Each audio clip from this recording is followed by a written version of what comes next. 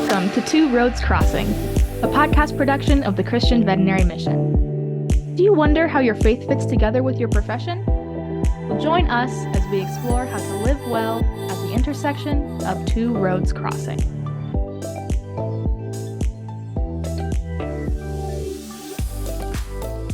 Well, hello and welcome to Two Roads Crossing, a podcast production of Christian Veterinary Mission. My name is Barry Schwenk. I'm a pastor, a veterinarian, and your host as we explore the intersection of faith and veterinary medicine. Back in 1976, Dr. Leroy Dormany was convicted by God that he should be using his skills as a veterinarian to share the love of Christ with people all around the world. From the very beginning, CVM has been about like-minded Christian veterinary professionals living out our faith in service of others. And today what I'd like to do is just take some time to spotlight one of those servants that's been connected to and been a part of a good portion of what CVM has been doing globally through the years. And so I've invited Dr. Brad Frye, CVM Director of International Missions, to join us today. Brad, I know that you are busier than anyone can possibly imagine, so thank you for joining us today. How are things going? It's good. It's kind of a quiet week. I was out for the last week and a half, so coming back, and most of the staff are off at the CE meeting. So this is a quieter week to catch up on some things. But it's great to be with you and to reflect back on what's kind of how God's worked in CVM and my own life. Yeah, it's important, I think, from time to time for us to kind of pause and reflect, and also I think for a lot of folks that are connected to CVM, I'm sure that they have. For most folks, they've seen your name somewhere, whether it's on a website or a picture or a prayer letter or at a CE meeting, but maybe not have had an opportunity to get to know not just who you are, but also the role that you play with CVM.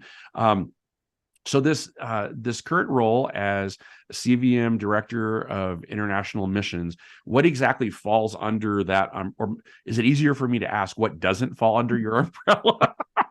No, I think it's growing. I came back from living overseas as a long-term field worker and took on this role when there were only 3 of us in the office. And so it was basically the missions department was anything that you do that's not within your practice locale. So if you're doing ministry within your practice or in your community, we would see that as U.S. ministry. Or if it's a student fellowship group, that's U.S. ministry. But if you're going anywhere as a veterinarian to serve in missions or your family, often we think of that internationally, but we do have a lot of people who serve domestically in the Native American reservations in the Appalachians and Alaska that we consider part of our missions outreach, short-term or long-term. We kind of divide that simplistically. Short-term is a year and less, and long-term tends to be longer. Typically, when we think of long-term, we think of people leaving their practice and going on a staff and payroll, but not always. Some people do that in a volunteer status, but I mean, it's more of an internal, way of dealing with the boxes and the different things that people need to go. And but our call to all veterinarians is to be a missionary at all times, wherever you're at home or across the seas, and so. Yeah, it's been fun to be a part of CVM and to see Dr. Dormany's vision grow, because that was very much kind of what he envisioned from the beginning, as calling veterinarians together and challenging them to use their profession to build the kingdom of God. Yeah, well, and it's amazing, when you think about that story, that first kind of conviction that he had, and how quickly, Doctor, for those who weren't privileged enough to meet Dr. Dormany, I mean, when you meet Dr. Dormany, it's not hard to catch that vision, and if you're not careful, you'd find yourself on a trip pretty fast. How quickly that flame kind of got fanned in his life, and to think, because at this point, the missions department is the home office is no longer just 3 people. Like, you have a whole team of folks that are helping to not only to cast that vision, but to make it a reality as well. How fun has that been to just be a part of that process? How long have you actually been? Well, let me back up, I guess. How long have you been stateside with CVM? So I started in the fall of '99 in the Okay. CVM office in Seattle. Came back from Uganda and have been here involved with the missions department since that time. So yeah, it's been Mm, awesome to work with Dr. Dormany and Dr. Flowers and mm. so many other amazing people that's just learned a lot from. Yeah. Yeah, God has certainly blessed CVM in that way, bringing folks, into the organization, through the organization, around the organization, in order to make His vision, God's vision for His kingdom happen. Well, let me back up for a second, because how did you then first get connected to CVM? And yeah, give us a little bit of that backstory. Sure. Yeah, I I was one of those veterinary students, or even maybe pre-veterinary students, that was just trying to decide what God was wanting in my life. I had an Mm, interest in veterinary medicine. I had been involved a little bit with campus ministry with Campus Crusade, and was just praying about, did God want me, what did God want me to do with my life, mm, and how is that all going to fit together? And even took a year off and didn't apply for vet school. Went to New Zealand, went to school down there where I met my wife, and eventually applied for vet school. Came back. Since I'd been involved in campus ministry, kind of one of the first things I did in our first year in vet school was collect together a group of people who want to do Bible study. So that became, a key fellowship group for us. And I don't know, we had between, 12 and 15 just first year students that came to the Bible study, I think. And then in our second year of vet school, we had the SCAVMA symposium at Colorado State University, and Dr. Dormany came to speak at that. And so I can remember sitting in the veterinary hall listening to him speak about CVM and casting his vision. And I think that's where, I started to realize there's the crossroads of my faith, my passion for discipleship and veterinary medicine. I could start to see that come into, yeah, I guess that's kind of the first time I heard about CVM. There was also Christian Veterinary Fellowship that was a separate organization at that time. And I remember getting their newsletters every month and just thinking about how, if I went on a mission field, I'd be in a mission oriented practice. And so anyway, yeah, Dr. Dormy came over to our house after that session and met with a group of us, and we just sat around and he told stories. And I think that's probably where I started drinking the Kool-Aid. That's right. I was going to say, like I said earlier, like if you meet Dr. Dormer, it's, there's a few people in my life that have that kind of sway, and you just kind of just get drawn in, and a lot of them are in CVM, and one of the primary ones was Dr. Dormany. I'm with you. I'm with you. So were you married then, going into vet school? Yes. Yeah. God blessed me with a wife because he knew I needed a tutor and help. And uh, Angela was going through nursing school at the same time. So it was kind of fun to learn together. She learned much faster than I did. So she would finish her studies and then she would come help me with my memorization. And yeah, so we both graduated the same May, she from nursing Wow. school and me from vet school. So yeah. Wow. That's so like you, I also married up, so I can appreciate I can appreciate that. So that actually kind of made vet school a little bit easier. I mean, I've talked with a lot of folks going through vet school that are newly married, and that kind of transition can be awful hard. Was that seemed to during that time, was that kind of a confirmation time, not just for your marriage, but also kind of the calling for you all as a married couple? Yeah, I think it was probably harder for Angela since she's from New Zealand and she had just moved over here. I'd been gone to school for a year in New Zealand when we met. We got married there, and then we came back in the summer, started vet school in the fall. And I think for her it was transition of cultures and but yeah, I think we loved it. I mean, we lived in married student housing across the street from campus, and I could roll out of bed and be at campus in about 5 minutes or 10 minutes. And yeah, I think once you're into vet school, the pressure is off. I think the first year you're obviously under a lot of pressure. Am I going to pass? But Right. but I just loved it. I loved learning. I think God's creation is absolutely amazing, Mm. and every class was a new glimpse into the complexity of God's creation, and it was hard. Didn't always do well on all those tests, but I enjoyed it, and it was fun to. I think it was, you think it's the most pressured time of your life, but when you look back, it was just Angie and I, and having Mm. to pass class. We didn't have kids. We didn't have Right. all those other things that we had to do. So, uh, Uh, yeah, I hear you. So then how did that next transition happen then for you? So you all both graduated in May. And then what was your next step from that point?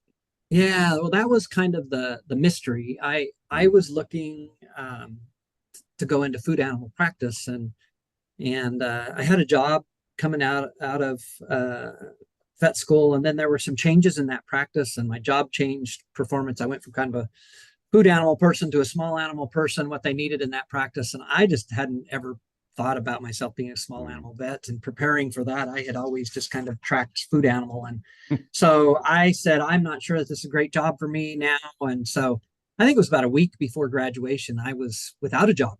I Oh was wow. back in the job market, and so I came back on campus and told Dr. Mortimer, one of my food animal clinicians, that, hey, if you know of any opening jobs, I'm back in the market. And that Mm. afternoon, Dr. Knight called me into his office and said, hey, we're short on food animal staff. Would you stay around and help Mm. run the ambulatory department? And you can do it, as an intern, but basically, the clients, the area. Mm. We have some new clinicians coming in. Paige Dinsmore was coming in from Cornell, and he Mm. said, he would be able to help you clinically, and you can show him and introduce him to the client. So that, that was kind of my first year. I guess just a week after I graduated, I was working with junior and senior students. Wow. That's not a bad transition. And how long did you do that? That lasted for 2 years, Okay. and and it was during that 2 years I actually served as the faculty rep for CVM. Oh wow. Okay. Jerry Olson had been Mm. that, and he passed that on to me. Dr. Dormy, I think, had given him the mantle, and then he passed it on to Mm. me. So that was kind of one of my visions, because I had been involved in student ministries, and I thought, well, this would be great, as Mm. a faculty person, to be able to work with the students. And that was a big challenge, because I think being a junior person on the faculty, whenever something needed to be done, I Right. would be out and doing it, and not always on campus when the student group was wanting to meet. So it was harder to meet with the student groups and be, more intimate and in fellowship with them than I had anticipated. But I enjoyed that, getting to work with students, and Mm. for 2 years. And then I went back to work on a master's in agricultural economics. The whole during that Mm. time, uh, Ange and I were praying about long-term positions with CVM. Mm. Yeah, one day when I was at work, Kit Flowers showed up in my office. I didn't even know he was in country. I thought he was in Kenya, and, uh, and from that day on, he would call us every now and then and say, "Hey, we have this opening, or we have that opening," and Ange and I would pray about it and Mm. consider it. And sometimes I'd be excited about it, she wouldn't, and vice versa. And then this position came open in Uganda, Mm. and we felt like that was where God wanted us. I finished my master's in agricultural economics, and about a month or 2 months after I turned in my thesis, we headed off to Uganda. Oh wow. Now and you all had kids at that point in time, or are you still without kids at that point? No, we had what did we have? We had 3 kids on the ground, Okay. and one in the oven when we left for Uganda. Yeah, that's so how long so then when you got to Uganda, so how long were you all in Uganda, and what were you primarily focused on there?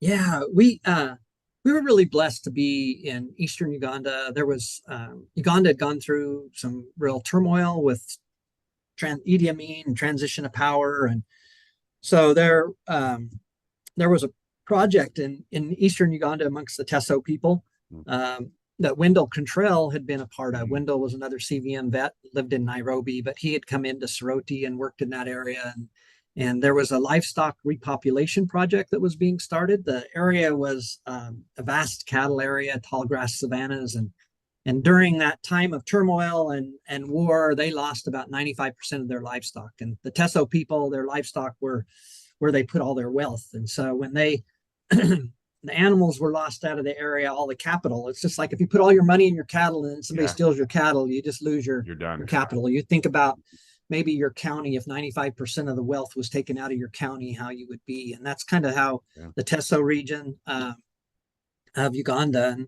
so there was an oxen restocking project. They were, besides cattle people, they also farmed, and they farmed on a more extensive basis. So they used bulls for pulling their plows. And so we came in as a part of that project to do veterinary training and also to do revolving loans with oxen. So we would bring oxen in from surrounding districts, give them to families. They would use them for 2 years, and during that time, pay back the value of that oxen so we could buy additional oxen for other families. So that project was up and going when I arrived, and that was my job description, was to help keep that project going. Keep it going. So how long then were you connected, or how long were you on the ground then in Uganda for that? We did 1 3-year term, and then came back on furlough. And while we were on furlough, Kit had asked us if we would be willing to come back to the home office and work. And honestly, I don't remember that request. My wife does. We went back to Uganda, and Kit wrote to me and he said, well, what do you think about my offer? And I'm like, I kind of went in one ear and out the other, because I think at that point I felt like God had called us to Uganda, and that's where we were going to stay. And so I said, honestly, Kit, I have not thought about it. Can you give me a month to pray about it? And he said, sure, but I need to know, pretty quickly, because we're having to put together budgets and staffing and stuff like that. So yeah, it took about a month. I really didn't want to come back at the beginning, because I felt like God was just opening so many doors for us there in Uganda. And it was just one of those times where you were seeing so much fruit from the things that we were doing, people coming to the Lord. And but I think before I got into vet school, I think God had called me to be a disciple maker. When I was involved with Campus Crusade, that passage out of Matthew, to go and make disciples of all nations, that was something that God had really spoke to me about. And I think that was part of the reason I was in Uganda. But during that time of praying through that, I realized that he hadn't necessarily called me to Uganda. He just called me to be a disciple maker. And I think coming back to CVM and working as the international director of missions was another way of making disciples. And so all of a sudden it was just kind of in prayer and grieving, I think, to some extent, that God just took this yoke off and said, hey, wherever you are, if you're serving me, you're in my will. And then that was kind of like, okay, we can come back. And so we wrapped up things that we had going on in Uganda, and took about 6 months to kind of do that and come back to Colorado and pick up all of our stuff and move to Seattle and start work here. Like nothing. You just say that like it was nothing. So how was that impact, that transitional impact, for the whole family? I think it was hardest on our kids. For Ange and I, we had moved. Our kids hadn't moved. Africa was they were young when they went there, the oldest 3, and then we had 2 children while we were there.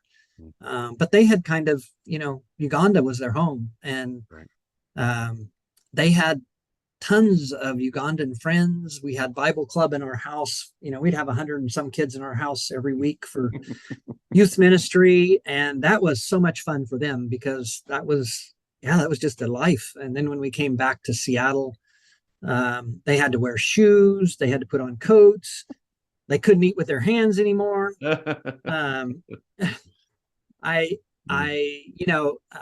People on the street persecuted them for what they believed and what they shared. In Uganda, they were used to just sharing their faith with kids on the street and people praying to receive Christ. And we moved into a neighborhood that was not that friendly. And when our kids started sharing their faith with the neighbor kids, the parents got mad and came over and told us not to do that. And so I think it was hardest for them. Life was just different here, right? Laughing one day. one day the police showed up, and I was like, what's going on? And I guess the neighbor, the kids were all playing in the backyard, and I didn't realize it, but our kids had out some of my syringes, and which they're used to playing with, Right. when Why wouldn't when you? grow Yeah. up. Yeah. Yeah. And anyway, the neighbor came to the backyard and knocked on the gate, and my kids came to the gate and opened the gate with syringes in their hands. And they called the police, and police showed up, and yeah, just about the time I got home from work, and he just kind of laughed and said, well, it's understandable, but maybe you shouldn't let your kids play with syringes around the neighbors. Lesson learned. lesson learned. That's really good. Well, it is hard. I mean, when you think about those things, and anytime that there's a transition, I mean, it's tough. No matter which direction you think that you're going, it's awful hard. And when you add kids into the mix of that, it does make it, more challenging, and trying to, to deal with all those emotions and syringes, I guess, it's kind of hard to do. So you all transitioned back to the U.S. You're in the Pacific Northwest. And then, so since 1999, then you've been kind of serving in this role with CVM. What has been, if you can even pinpoint this, what has been your greatest blessing that you've seen over this time with CVM serving in this capacity? Yeah, there would just be, it's like so many, but I think there's probably, I see it in two big categories. When we came back, CVM's mission is to challenge, empower, and facilitate veterinarians to share their faith through their profession. And so that's very much what our everyday work is. And sometimes that's, when I was in Uganda, it was actually me doing that. Now it's more sitting behind the scenes, helping other people to go out and do that. And when I returned from Uganda, there was a stack of files on my desk, maybe a dozen to 20 of people that wanted to go on short-term trips. And, we worked through those files one by one. I called everybody and helped kind of build a short-term program. And I think maybe we were sending out, 20 to 30 people a year. Now we're sending out almost 600 people a year. I mean, COVID kind of set us back a little bit, but I just was looking, I think we've sent out over 6,500 and some short-term volunteers, Wow. with CVM. So you just think about all those people who have gone, and many of them have gone multiple times. And I can think of quite a few people who, when they first took that step of faith to serve with CVM, were not sure about their salvation. They weren't sure about how God was going to use them. And now they're just leaders. They're passionate about other cultures, about sharing their faith, about seeing the gospel get out to difficult places. Vacation for them is work for God, and that's just awesome. And to see, people who, I just think, to me, every day in one way or another, I get to see glimpses of people taking steps of faith to serve the Lord and to bring glory to Him. And there's this double blessing. It's a blessing to me, and it's a blessing to them as they grow.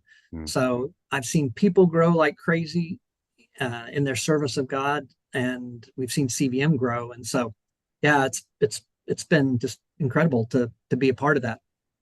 How has this connection to CVM affected your immediate family? It's more than just you connected, because it's your whole family, not just from Uganda, but even in this role. How have you seen that change over the years? Yeah, that's a good question. Part of my family is New Zealand, and so when we were on furlough, we spent a little bit of time in New Zealand. And one of the things I did while I was down there was travel around New Zealand, connecting with Christian vets. And it's just fun, in the body of Christ, there's just such fellowship, with believers. And then there was such fellowship with other veterinarians. And so it's been fun to have people in New Zealand that I've known for years, but through the association with CVM. And so that's been fun. And I think we're starting to see, with the internet and all the things that we do online. We used to always think of a mission trip as going somewhere, but during COVID, we started to see many of those interactions being online, training a veterinarian in the US, training somebody overseas, or a group of Bibles. I was just this weekend away in Colorado, and one of the vets that I met with there meets weekly with veterinarians in India and prays with them. And he was just saying how much that was a significant part of his week, and to think that as colleagues in the Lord's vineyard, as veterinarians, we can have fellowship and prayer time, weekly with other people around the globe. And I see our short-term volunteers, and especially our short-term leaders, that they go somewhere once or twice a year to serve face to face, but they're often on text and WhatsApp and email, connecting with people in those locations. So it's a long-term commitment year round for many of those people. Those fellowships just really grow deep. Yeah, it's one of those things where you may not fully understand where God is taking you, but when you start along that process, you start to see his hand more and more, and all of a sudden there's all these things that you never thought were possible just kind of come to fruition. And then before you know it, you blink and there's a quarter of a century. Is that the right way of saying it? A quarter of a century? Yeah. Well, I really appreciate you, Brad, just the role that you have within CVM and the way you've been faithfully serving. And I don't know that a lot of folks who are connected to CVM know about all the late nights and all of the weekends and all of the phone calls and emails and all the things that you do to make it possible for everyone connected to CVM to even be able to do the things that they need to do in order to follow God where he's calling. And so I really do appreciate you, and I appreciate your willingness just to kind of share a little bit of your story with us today. For the folks, for all you who are listening, it begins with wondering what God has in store for you. And that's, if this story doesn't do anything else, you can be assured of this, that God will definitely call and God will definitely lead. And you may not know exactly where he's taking you, but you can be assured that you can trust him every step of the way. And when you start walking by faith, going where God leads you, you'll begin to see more clearly how to live well at the intersection of two roads crossing.